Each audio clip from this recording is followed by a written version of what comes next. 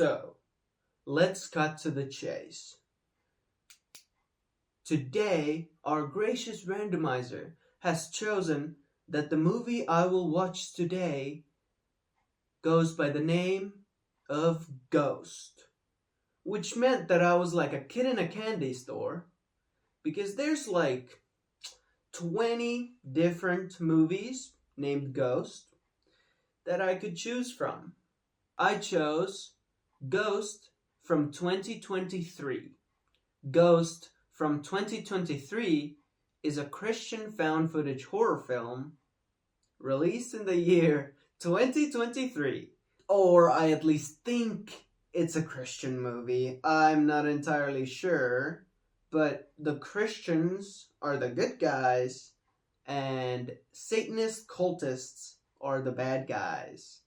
It sure feels Christian for me. Good guys are Christian, bad guys Satan. That means the movie is Christian. I'm personally not Christian nor religious in any way at all, which means I'm not really a huge fan of the faith-themed genre. Though I do want to preface that I have no prejudices for any religious faiths at all. Believe in whatever you want. It's not up to me. Religious freedom and all of that. But Christian horror movies are known for being pretty bad at horror, usually. For example, there's this Christian movie that Curtis Connor made a really great video about. It's called The Reconciler. It's like a ripoff of Saw, but Christian. It isn't very scary at all because the freaking Jigsaw alternative in that movie just locks people into rooms until they reconcile, which is not very scary. Well, Ghost does not have this issue. I actually watched Ghost without knowing that it's actually a sequel to another movie from the same director called The Flock. So I did go back and watch that as well, and we will be talking about that movie before we get to Ghost. But first, let's talk about the director of these movies. His name is Dillon Browns, and he owns the production company Horror Nerds Production. They are known for micro-budget independent horror films. And they have a small cult following, but for good reason. These movies are pretty charming. They have a pretty nice charm to them, which is what charming means. So today, in the second episode of The Ultimate Movie Theory, we will talk about The Flock, and then we'll talk about Ghost. So firstly, if you're a fan of low-budget horror films, do go support them. Go watch their films on both of these. The Flock and Ghost are both free on Tubi, so you can go watch them there.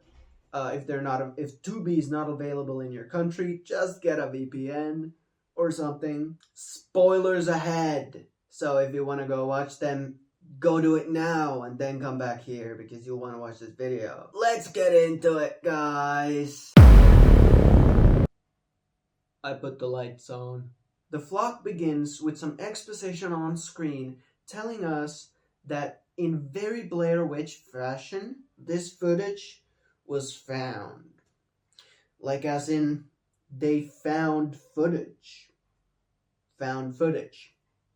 Like the genre. We also learn that in 2022, a bunch of children went missing around wherever this is happening. Then we're shown a classic cult ad with some stock footage, and I really like it. It's really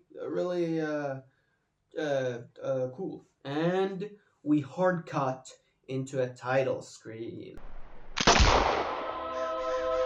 This movie is actually separated into 4 parts, all separated by a small title screen.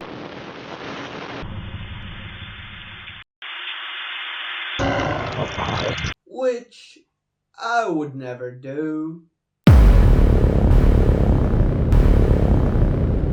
I only got my videos into 3 parts. The first part begins by introducing us to the main character.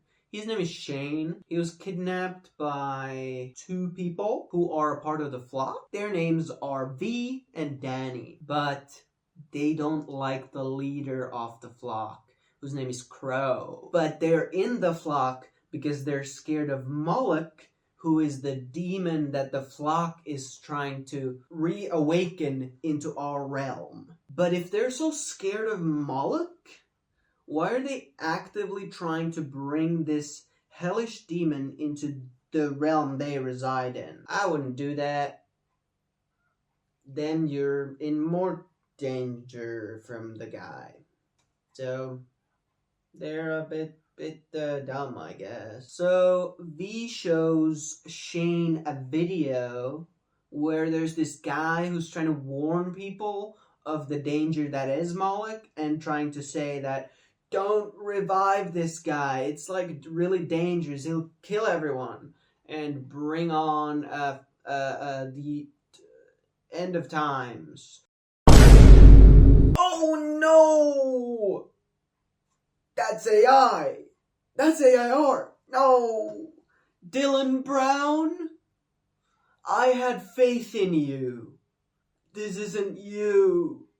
You could have just hired someone to do a freaking piece of art for this movie. You had enough budget to have guns and cars in this movie, which you'll see later. And also, you could have just done that yourself. That does not seem like a very difficult piece of art to make. So I think V and Danny just kidnapped Shane just to record them, film them. That's kind of his job in this movie. He just films V and Danny. And that's all they kidnapped him to do, which is really cool. Oh no, I'm kidnapped. Oh, please. Let me go. You're gonna get it. Ooh, What are you gonna do to me? Oh no. No. Let me go. Yeah. Oh. Let me go. Film me. What?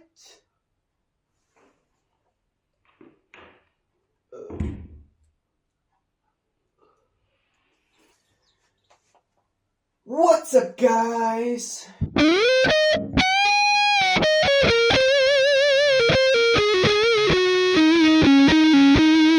So, the 3 of them go into a motel where they cover up all the mirrors because we just learned that Moloch is actually able to travel between reflections. And now hear me out, specifically reflections. They don't mention anything about mirrors. Actually, they are very insistent that Moloch is able to travel through any reflection, no matter if it's a mirror or not. Now keep that in mind. But reflective surface, and also cameras have mirrors in them, and the lenses are reflective. That's 2 different things that Moloch can travel in just that one machine that is the most important thing in this group. So, they are not being very thorough. So Shane really needs to pee, but V hurries to the bathroom before him. I know this sounds very irrelevant, but I promise you, it is actually quite relevant. So V's in the bathroom for way too long, so Shane goes in like a nice guy and finds V just casually sitting next to the toilet, not doing anything. So Shane gets to go to the bathroom. So we also find out that they're trying to go to a very specific location where Crow is. It's like on a map they need to visit like 5 different locations before they can get there, and it makes like a pentagram. It's weird because we don't really see them go into all those places. I actually think the motel is one of those points of the star, if I'm not being stupid. Okay, now we're through the first group's exposition, And it's time to go through the second group's exposition. Next, we're introduced to this guy. His name is Father, and his kid got kidnapped by the flock. And he's part of God's army, which is this, like, militant group who, like, hunt down Satanist cultists and kill them. Which, super Christian, guys. Father's team consists of 3 people. Him, Father, Son, not his son, but Son, his, like, nickname is Son, and, Ghost. Father, Son, and Ghost. It's like the Holy Trinity. The Father, Son, and the Holy Ghost. As soon thereafter, a 4th member joins their group. Her name is Trinity, like the Holy Trinity. They're after the flock, I think, because Father has a vendetta against them and wants to get his son back. Not that son, like his offspring. Later, they find missing kids posters and finger in betwixt them. This scene has nothing to do with the story, pretty much. It doesn't move the story forward or anything. So, they could have used the money they used to get that finger, that bloody finger, they could have used that money to get an artist instead of using AI.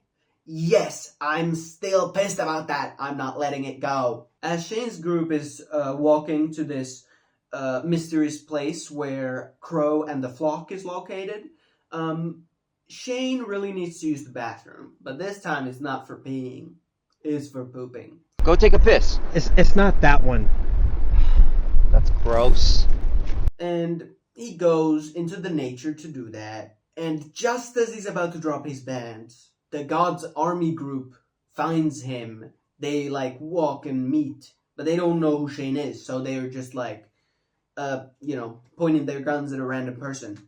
They exchange a couple words, and the God's army group asks Shane what he's doing there. And he says, taking a leak. Liar! You stinky liar! Shane was there to take a poop! We just heard him tell the other group that. Just tell this group that you're taking a shit. What's so embarrassing about your bowel movements? Why didn't you tell them you were gonna pinch a fat loaf? But to be fair to Shane, the other group lies too. They tell them that they're fishing. Carrying around heavy super killing war machines to go fishing. So Shane's group finally arrives at the flock, where the flock resides and where Crow is. They're stopped by a couple of cultists at the gates. Their phones are taken from them, so they can, I guess, film it. But it's just cool that, Shane is filming it with a camera the whole time. I don't really understand why they took their phones. Then we cut to the God's army group, who are preparing to raid this place. Son and Trinity make a bet on who can kill more people. I'm gonna kill twice as many people than you are. Oh, you're gonna make another bet on this, huh? Oh yeah, totally. This is very Christian. My favorite Bible verse, actually, is thou shalt kill more people than thou friends. They also pour holy water on their guns and pray. Just wanted to mention that. While this is happening, Shane's group has made it into the building where the flock is. It's like an abandoned building. They have a bunch of cultists in there. Weird stuff is happening. There's this guy biking around for no reason. And there's this lady I really like. She's like super horny for Crow for no reason. She has never met Crow. She just loves how mysterious and evil he is. So she wants to bang him really bad. Honey, all men are dangerous. He's no man. What? A demon could be whatever he wants, can't he?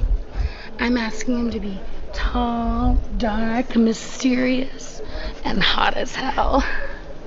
She's also very passionate about the cult. I really like her passion. She's great. Then Crow finally arrives. We meet him finally. And something about him I find really funny is that he has a tattoo behind his ear of a cross. You know, because he's just a leader of a satanic cult, but he's just a good God-fearing Christian. He does a speech and invites V, Danny, and Shane to talk with him in the back room. Again, he's allowing this all to be filmed by Shane, and he actually has another person filming him in the room while he's telling all of his evil plans, and he's actually telling them to not tell this to everyone, which is weird. We actually find out that he doesn't actually believe in Moloch. He's just using Moloch to get power over these people. V and Danny still believe in Moloch, so they try to convince Crow that Moloch is real, but he's not convinced. So now the God's Army gang is already infiltrating the place. They find like a bunch of kids' clothes, car seats and stuff. Very interesting. So Danny's arguing with Crow downstairs as they're coming out of the back rooms. And because of his arguing and talking against Crow, he is shot in the head and killed. R.I.P. Danny. This shoots off an epic shootout sequence. The God's Army starts shooting the people. They are mainly shooting unarmed people. As I've said before, my favorite Bible verse, "Thou shalt kill the unarmed." This movie's so Christian, man. So a bunch of killing happens. Father stumbles upon his son. No, not that son. His offspring. But he doesn't recognize him. He only recognizes Crow as his dad now. V decides to try to summon Moloch, which actually requires a child sacrifice, so she tries to attack Father's son. Not that son! His offspring! But Father shoots her in the stomach before she gets to do that. But she says something interesting here. She says, "It's happening, he's coming, I gave him his child." What? I thought you needed a child sacrifice. You're not a child. But wait, we flash back to the moment that V was in the bathroom in the beginning. She was actually doing a pregnancy test because she was pregnant, and apparently that counts if you're pregnant and you miscarry. Apparently that counts as a child sacrifice. But now everything is clicking together, and Moloch is coming. Father's son, no, his offspring, says in a demonic gargly voice, "My father's here," and pushes him real far away. So now Moloch is here. Moloch has been awakened. Shane is attacked by this guy and saved by Ghost. Son gets into a knife axe fight. My favorite character stabs Ghost like 1,000 times, and Shane finds Moloch eating Son. R.I.P. Son. So he joins Trinity instead. He's led outside and he runs away into the forest. He makes his way into the sewer where Moloch attacks him. He runs away and the camera somehow magically floats away from his hand because we're supposed to believe that, all of this filming happened within this universe. He walks back into the sewers and Moloch appears. And it's left, up to interpretation if Shane dies or not. So, because then credits roll and the movie's over. There are 2 post-credit scenes, but only the second one is relevant. Because in that, V is actually alive. V seems to be just fine. She goes and finds Danny's body, wakes him up, because he's apparently alive too, even though he got shot in the head. And they say "What? We're alive? What the heck?" And I think they mention something about Moloch reviving them to be his servants. So that's where the movie finally ends. Just kidding. We're also shown the goddamn AI picture again. This movie also begins with a shitload of exposition. we're actually given a fun little explanation why this movie is found footage. So apparently, the Vatican wanted to document biblical events in modern times. So they started recording them on video, which actually implies that this movie is supposed to be like the Bible 2, the sequel to the Bible. They even show that this movie is like titled like a book in the Bible, as we see a title screen saying the Book of Ghost, which is how the books pretty much in the Bible were titled. We also find out that the God's Army is actually a militant group of mercenaries hired by the Vatican to do their bidding. So all of this is actually what the Vatican is doing, which I find very interesting. The Vatican has clearly not come a very long way since the Crusades. And we finally open on an uncomfortably close-up of a Bible, which Ghost is reading. Like from the previous movie, Ghost. You remember Ghost. Now you might be thinking, didn't Ghost get stabbed like 1 billion times in the previous movie and die? You're right, he did.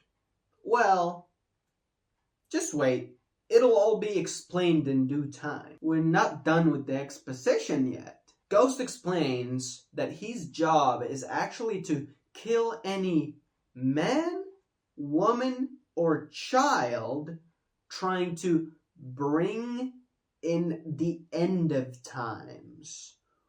Which, now, I find that very interesting. You are telling me the Vatican is hiring Ghost to kill children? What? This actually reminds me of my favorite Bible verse. Thou shalt kill children. Now that I was not expecting from the Vatican. Well, except, of the Crusades, the witch trials, the satanic panic. But after the 2000s, it was right. Also, Ghost mentions that apparently the reason for heightened cultist activity is the cancer that is social media. A very interesting turn for these movies to make. I'm not saying that social media is always the best thing ever to happen to us, but also this movie does not expand on this at all. The most we have of this anti-social media and anti-phone messaging in this movie is every now and then Ghost goes kids these days. Okay. Care to elaborate on why that could be bad? Okay, no. Sure. Are you always on that thing though? You can never just put it down and... Then we find out that the person filming is called Monk, and he only communicates through hand signal from behind the camera. So, for example, he might go, or maybe even. And I find it really funny, especially because before we find out why he does that, he just does it. And it feels really out of place when you don't know why he's doing that. Because you're just watching this movie that feels like a movie, and then suddenly the cameraman just goes to the camera, which is pretty hilarious, I think. Think you like playing bait a little bit too much. Alright, let's go home. But he actually does that because he is a monk who took the vow of silence. Alright. Oh, now we're learning about Ghost, a little more about him. So apparently he had a partner called Simeon who is on this super secret mission to save the world right now. So he's not here right now. and that's also probably why he wasn't in the first movie. We also find out what happened to Ghost after he got stabbed a trillion times in the last one. And apparently Trinity found his body, brought him to a hospital, and he got cared back to normal. Yeah, that's it. I wonder how they explained at the hospital how he got all those stab wounds. So yeah, I was just mass murdering a bunch of people of a different religion. And one of them, like, fought back. Can't believe it. So then Ghost goes to meet this one priest who's going to give him his new mission. And instead of doing that, he shows Ghost a video that Ghost's father made for him. Ghost's father is Australian, I want to mention that. And Ghost's dad is actually played by a pretty big name. He's played by Vernon Wells of Mad Max 2 fame. He also played in Road Wars Max Fury, which is a mockbuster of the franchise that he actually was in. An interesting choice for sure, but get the bag nonetheless. Apparently, Ghost actually murdered his own mother because she was possessed by a demon. And that is why Ghost's dad actually hates him. Also, a sword and gauntlets were stolen from the Vatican that were apparently of angelic origin. And Ghost's new mission is to go fuck up these cultists who stole them. Then Ghost meets his new partner, Eve, like from the Bible. She's a computer whiz. That's her thing. She's good with technology. She knows how to use a keyboard. Or at least we're told that she is. We never really see her do any technical whiz stuff. But I guess every time, we see her on her phone all the time. And then Ghost says, youngsters these days always on their damn phones. So I guess that makes her a tech whiz. Are you always on that thing though? As great filmmakers say, tell, don't show. Okay, so the acting in the first movie wasn't great. But for some reason, every time two characters interact with each other in this movie, it is the most awkward thing I've ever seen. I'm good with computers. That's usually my specialty. Well, that's good, because I suck at that stuff. Monk is so-so. Alright. It literally feels like they just had an outline of a script, and they were just making it up as they go. Also, Ghost and Monk both hate Eve for no fucking reason for most of this movie. Now, it's time to be introduced to the villains of the movie, which is a cult called Cosmocrateros, who is led by the Chosen One. Or he's just simply called the Chosen One. They're putting demons into people, making them into these sharp-teethed zombie demon-like things that are very zombie-like. And, yep. So instead of having title cards, this movie has these mission cards from the Vatican, which I love. They're like the Vatican's, the mission 1 from the Vatican. Kill frickin' this guy. So now Ghost, Eve, and Monk sit around a fire and talk. And Eve points out a ring on Monk's ring finger, which makes him storm off like a child not getting his favorite Lego set. Aw. Monk, no, come on. Monk!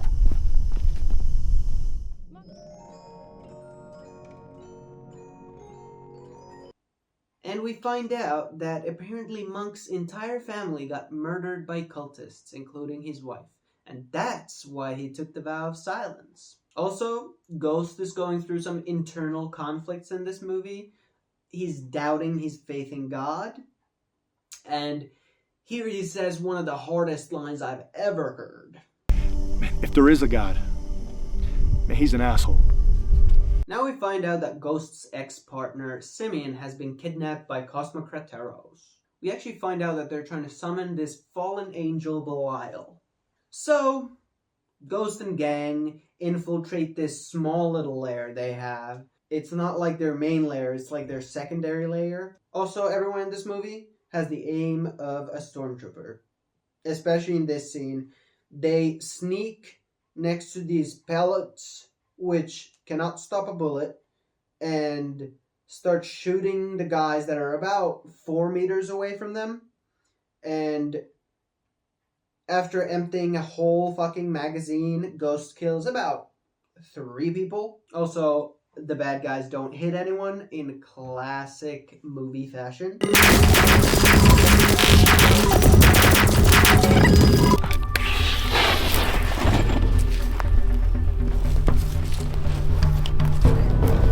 Here we see Monk's shadow, and it looks like he got an upgrade on his camera. Great for him. Which also makes it funnier that they weren't seen behind the pallets a couple meters away from the bad guys.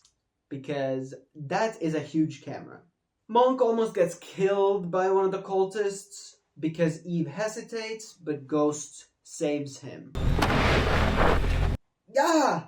Eve! Ooh! She's getting ready to take to the shed. Stop filming the sun! I can't see anything. Then they torture and interrogate this one guy, which reminds me of one of my favorite Bible quotes. Thou shalt torture people. And Ghost puts a rattlesnake in a bag and puts that bag over the guy's head, so assumably he's dead now. Then they meet with some backup.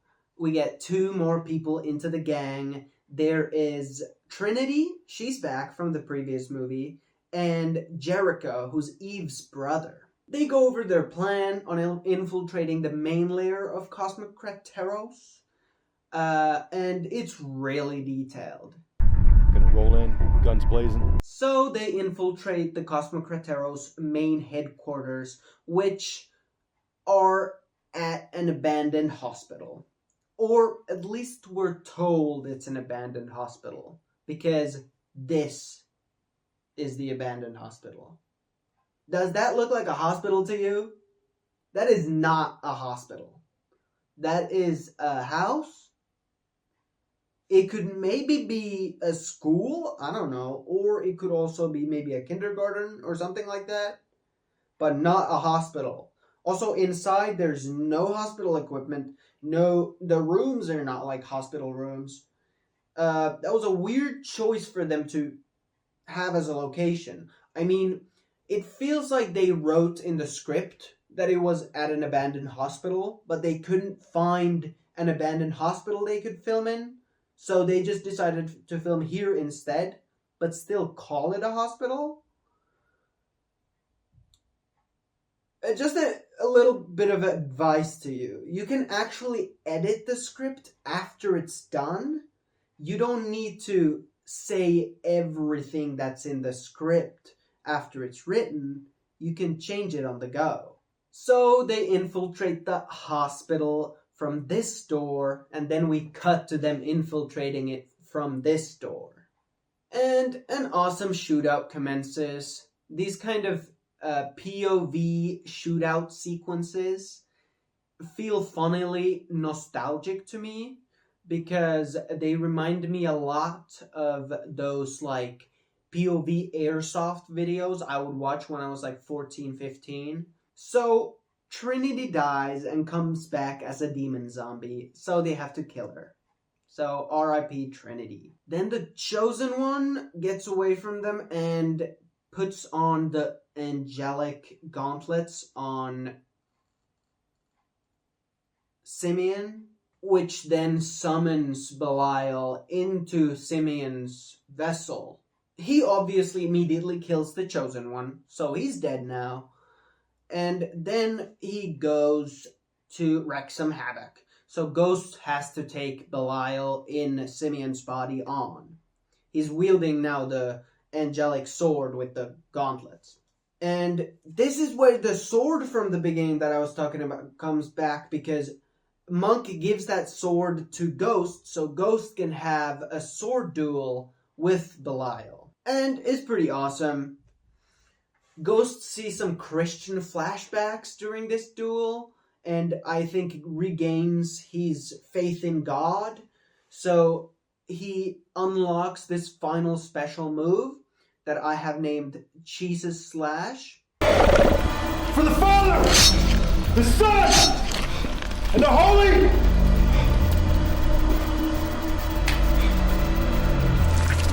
Ghost. So the movie's over, except for a post-credit scene teasing a third movie, which I will watch if it ever comes out. I was not expecting myself to be super invested in these movies, but I was a little invested, especially at the end of Ghost.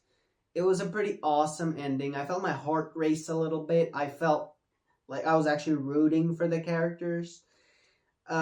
Which, that's impressive. Not all movies can do that. So, kudos to Ghost for that. So, great job. This is a message to Dillon Brown. Both of these movies had, like, these sequences of, like, random people filming themselves and, like, YouTubers and stuff being like, oh, I'm gonna join this cult thing and it's gonna be awesome. And please let me do that in your next movie. Can I please be in your next movie, Dillon Brown? Please. I can film from home. I live over the ocean, but that shouldn't be an issue. I can film from home. Please, Dillon Brown, let me be in your next movie. Please. I love you, Dillon Brown. Anyways.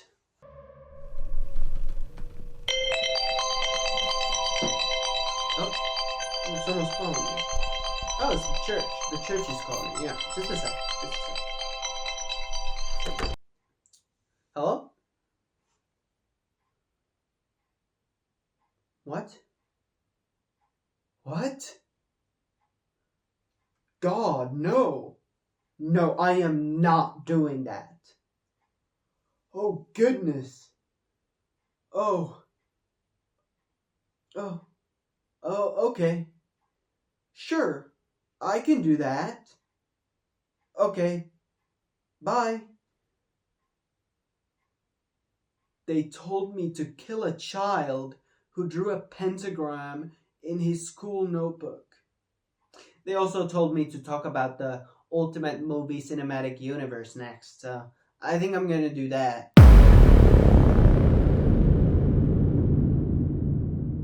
So, how does The Flock and Ghost fit into the Ultimate Movie Cinematic Universe? Well, very snugly they do, very well they do.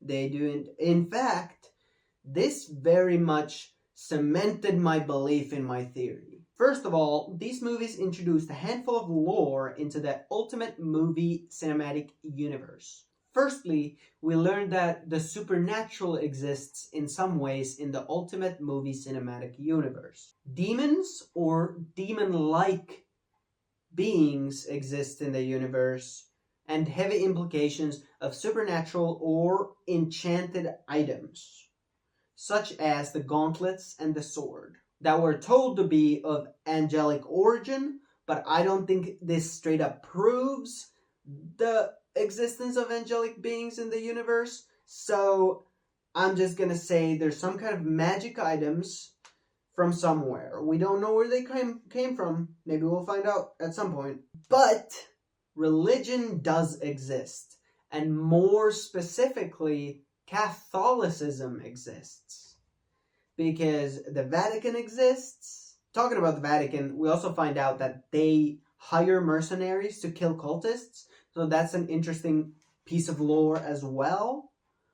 Also, most of this movie takes place in the United States of America, and more specifically in Nevada, and even more specifically around Reno. Also, I found this church that Ghost visited in Ghost, and that is in fact in Reno. The mission cards in Ghost had very specific coordinates in them, which helped me find a lot of the locations as well, which the first one takes place in Hidden Valley Regional Park, the second in just the outskirts of Reno, and the third in California, specifically Susanville. The coordinates show right into the middle of the main street of Susanville, which it definitely wasn't in. So this makes me think that either Susanville doesn't exist, it's in a different location, or much smaller than it is in real life. Now, let's quickly go through the characters, who are alive, who are dead, and their relevance. Shane, the person behind the camera in the flock, at the end of the movie is left up to interpretation if he died or not, so we don't know if he's dead. Danny and V died, but they were revived to serve Moloch. Father died, but he has a son called Jaylee. I didn't mention his name, but his name is Jaylee, and he should still be alive somewhere. Son, the codename Son, died. Trinity, she said Ghost in the first movie, but died in Ghost. Crow was the leader of the flock, and it's implied that he died because Trinity and Ghost were the only sole survivors of the event. But we didn't see him die or his body, so he could still be alive theoretically. Moloch was the demon summoned in the flock. He was not defeated, so he's assumably still running around Nevada somewhere. Eve survived. Eve's brother Jericho died. Monk also survived. Simeon was used as a vessel for Belial and defeated by Ghost, so he's dead. The Chosen One, so the leader of Cosmocrateros, he died by the hands of Belial. And finally, Ghost, who survived, and Ghost's dad, who is presumably still alive. And Ghost's dad is Australian. Who else do you know who is Australian? Yeah, everyone in BMX Bandits. That was the first movie we talked about in this series. So I started theorizing. I dove into my notes and I was racking my brain. What could this mean? And I figured it out. Does Ghost's dad look familiar? He looks strikingly like the boss of the crime organization from BMX Bandits. And when I was looking at the times and all that stuff, BMX Bandits happened in the early 80s, and this is happening in the 2020s. So Ghost's dad is around 70, 75 ish, around that time, and the boss from BMX Bandits was around 30, 35. So what I think happened is that at the end of BMX Bandits, when all the chaos was happening on the street, the cops were mainly looking for Mustache and Whitey, which we know. So the boss actually got away in the chaos. And earlier in the movie, the boss had actually mentioned that he hated Australia and he wanted to get out of there. So he moved out of there because he was on the lam, kind of. And he moved to the United States of America, met a woman, had a child who is Ghost, and the Ghost grew up. He's around 35 to 40 in Ghost, I would say. So he had the child at around the time when he moved to the US, maybe a couple years after, and then Ghost eventually kills that woman who the boss married, and that is the boss is his dad. The boss is his dad. I believe that the boss is his dad. How easy was that? The ultimate movie theory stands true. I started a new graph for family trees if they pop up, cross movie family trees. So I have this on there now. Also, I checked the actors' ages and they match up pretty well. They would definitely be able to act the same age characters, especially in these older categories. Now, let's talk timeline. This is what it looks like currently. The flock takes place in 2022. We know it since it was mentioned at the beginning of the flock, and I think it happened in the very beginning because like in January, because they mention it's still cold, there's still snow in some places, and they do mention that it's actually colder than it usually is. Ghost probably takes place about a year after, but still in 2022. I think it takes place in the December of 2022 because in the background of one of the shots in Ghost, we see a Christmas hat in Ghost's apartment. Also, it has to happen far enough after for him to have been able to recover from the stab wounds, and soon enough after for the priest to mention how recently he was in the hospital. Now, let me just mention some other information just in case if I want to revisit it later. So it's just up here. We know that YouTube exists within this universe because we see YouTubers talk and we see like the subscribe buttons and all that stuff. And in the beginning scene of Ghost, which I didn't talk about, we actually see an unnamed demon very briefly. It has like tentacles coming out of its mouth, and I want to mention that. This is the symbol the flock used, and this is the nurse that treated Ghost after the flock. And also in a post-credit scene, we see Ghost in bed with her, so we can assume that, yeah. So just to recap, the boss from BMX Bandits is Ghost's dad!